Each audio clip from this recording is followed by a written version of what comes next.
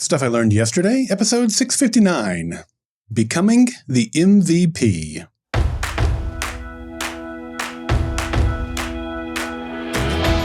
Welcome to Stuff I Learned Yesterday. My name is Daryl Darnell. In the last 15 years, my Oklahoma City Thunder have had more players win the league MVP than any other team in the NBA.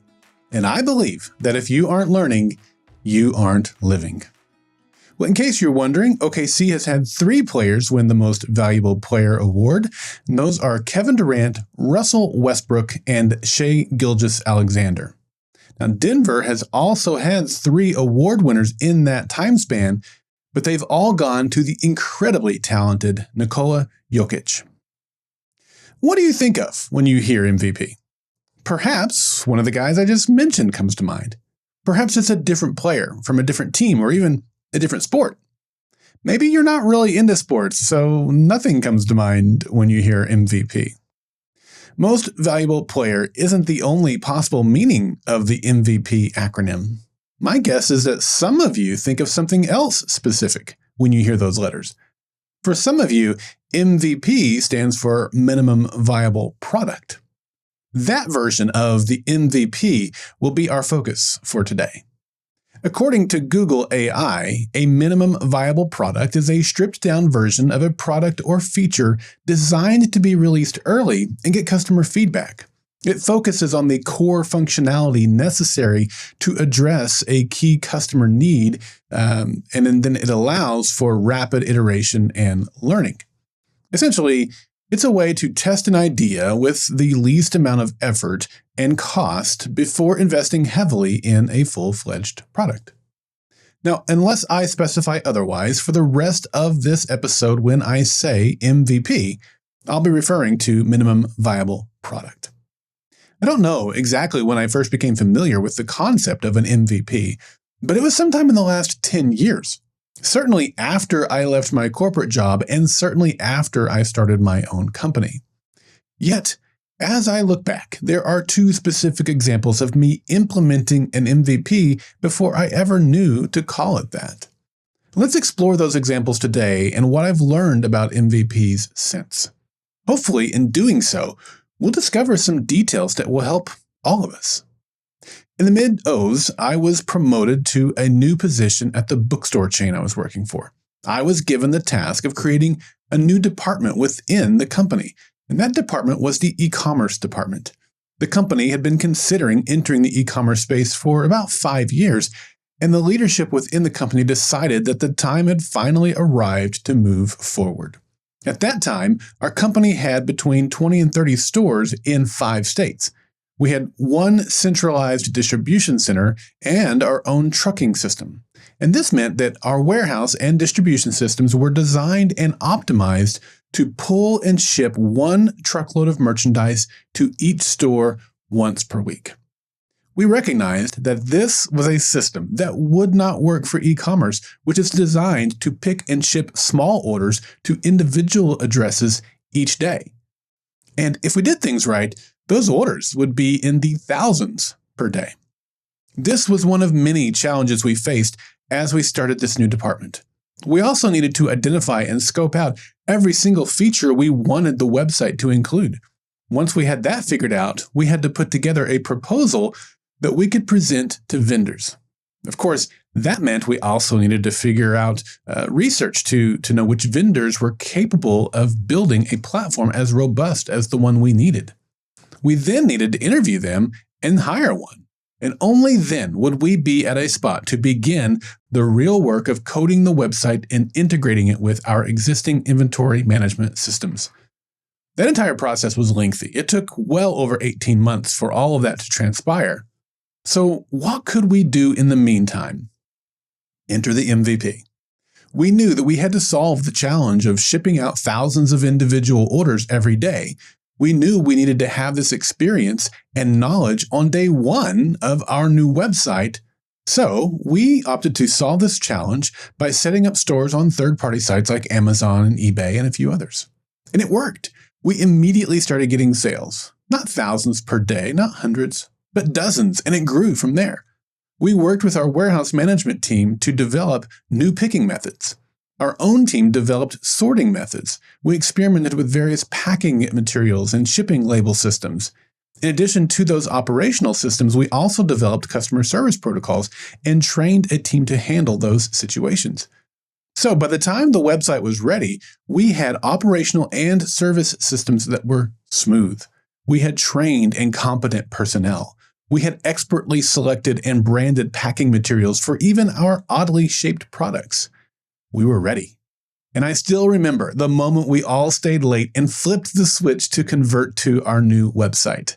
Moments later, we all celebrated when the first order came in. Now, I don't know how many of you will ever be responsible for a seven-figure project of that size and scope. It's certainly the only time that I've been a part of a project that large. But I've had many other MVPs that are on a smaller scale, and I think those are more representative of the day-to-day sort of MVPs that we are more familiar with. So let's explore one of those. I left my corporate job in 2013 to start my own company, which focused on providing podcast production for other podcasters. By that time, my podcast network, Golden Spiral Media, was well established, and we had listeners from all over the world. We were known for having excellent production quality. As I thought about my exit and launching into the entrepreneurial world, I struggled with deciding whether I should leverage my existing brand for this new focus, or if I should create a new brand instead. I posed this question to several trusted colleagues, and during this exploratory phase, I even had the chance to sit down and have lunch with the marketing director for one of the largest telecommunications companies in the US.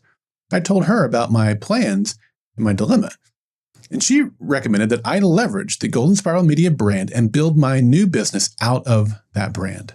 And so that's what I did. I started taking clients under the Golden Spiral Media brand, and I offered one singular service: podcast editing. I was able to land my first client in December of 2012, and that client exploded into a large network of shows and paid so well that I was able to quit my corporate job just 5 months later. Over the next year, I added a handful of other clients, and the first client kept me so busy that I really didn't have room to take on any other clients. It was a great problem to have, I guess. But here's what I learned. MVPs are awesome. It is so easy to get caught up in all the intricate details of a new business and a course or a project or any endeavor.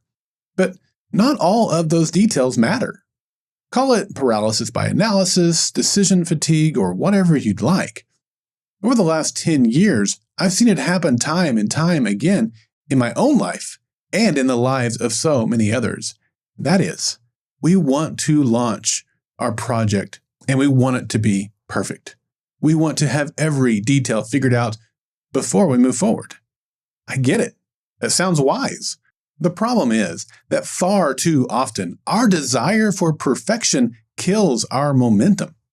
It turns into fear of failure. We never launch. Perhaps, whether we know it or not, we have a great MVP. We just don't ever let it get off the bench and enter the game. Did I just mix MVP acronyms? You bet I did. Here's the thing. My decision to launch my new company under my existing brand was a huge mistake.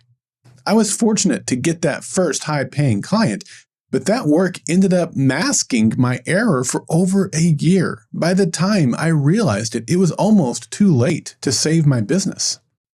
Once I realized that I was confusing potential clients by sending them to a website that mostly featured my own sci-fi podcasts and had a small focus on my podcast editing service, I course-corrected. I created a new brand with a new website which only focused on the podcast editing service I provided for other podcasters. And that made all the difference. Not only that, but as I took on more clients, I learned more about the needs of other podcasters. As I learned about those needs, I pivoted to add services to meet those needs. Today, my company offers around 20 different services for podcasters of all shapes and sizes. If I had waited to launch until I had all the answers and details figured out, I would have still made mistakes. Perhaps some of those mistakes would have been near fatal too. But the reality is, I moved forward with one service and a brand identity that I thought was best. I didn't know it at the time, but it was an MVP. Once I launched and got out there into the playing field, I learned, took in information and real-world data, and had conversations which better informed me of the marketplace and the needs of the people that I desired to serve. Regardless of the size of your project, there is much to be gained by launching it with an MVP. Yes, it takes guts. It takes letting go of perfection, imposter syndrome, fear, and doubt. It takes courage. But my experience has shown that when we move forward with an MVP, we'll often find that it helps us become the real MVP with a product that our customers love, exceeds our dreams, and fulfills our expectations. I'm Daryl Darnell, and this has been Stuff I Learned Yesterday. I want you to be a part of the next Monday Mailbag coming up on September 29th. Monday Mailbag is your opportunity to share what you've learned so that other listeners and I can learn from you. It can be a message as short as 30 seconds, or it can be several minutes long. It really doesn't matter, just as long as it's something that will benefit others. You can send in questions or responses to my SILY episodes, and I'll respond to them via Monday Mailbag episodes. So you can participate in Monday Mailbags by visiting the Golden Spiral Media listener feedback page at goldenspiralmedia.com/feedback, or shoot me an email at feedback@goldenspiralmedia.com.